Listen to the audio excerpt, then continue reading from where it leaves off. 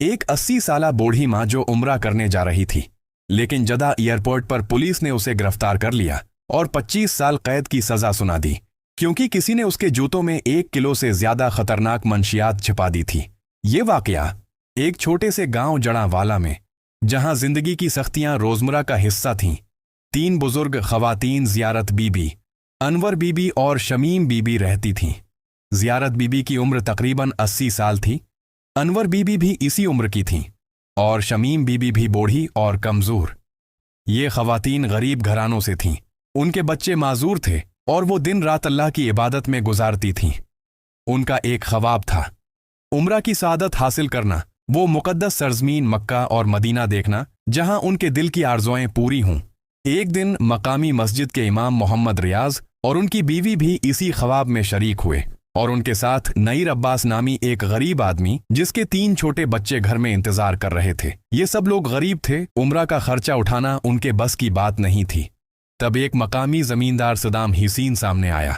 वो कहता था, मैं अपने मरहूमीन के इसाले सवाब के लिए लोगों को मुफ्त उम्रा भेजता हूं, तुम लोग बस अल्लाह का नाम लो, बाकी सब मैं देख लूंगा। सदाम ने उन्हें वीज़े दिलाए, टिकट्स लिए और इस्लामाबाद एयरपोर्ट तक पहुंचाया। इसके साथ ही इसरार अल्लाह और गल नवाज खान ने उन्हें नए जूते, कपड़े और तहाइफ के पैकेट दिए। ये जुदा में मेरे दोस्त को दे देना, उन्होंने कहा।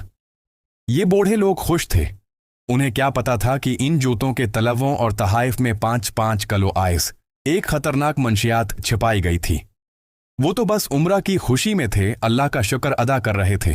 30 सितंबर 2024 को वो फैसलाबाद से जदा की तरफ रवाना हुए। जदा एयरपोर्ट पर पहुंचते ही चीकंग हुई, एक एक करके उनके सामान से मंशियात बरामद हुए। ज़ियारत बीबी से 1100 ग्राम, बाकियों से भी इसी तरह। वो चीख उठे, हम बेगुनाह हैं, हमें धोखा दिया गया। मगर सऊदी पुलिस ने उन्हें गिरफ्तार कर लिया। 1 अक्टूबर 2024 को झील की सुलाखों के पीछे ये बूढ़े जिस्म टूट गए।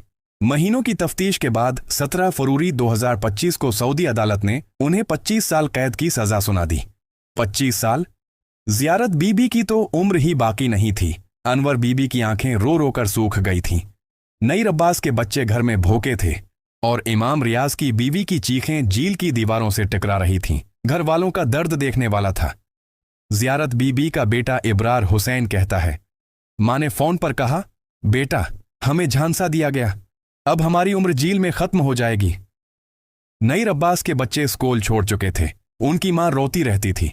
ये दर्द न सिर्फ इन खानदानों का था, बल्कि हर इस गरीब का जो ख्वाब देखता है और धोखे का शिकार हो जाता है। सदाम हुसैन, जो पहले सालाना 4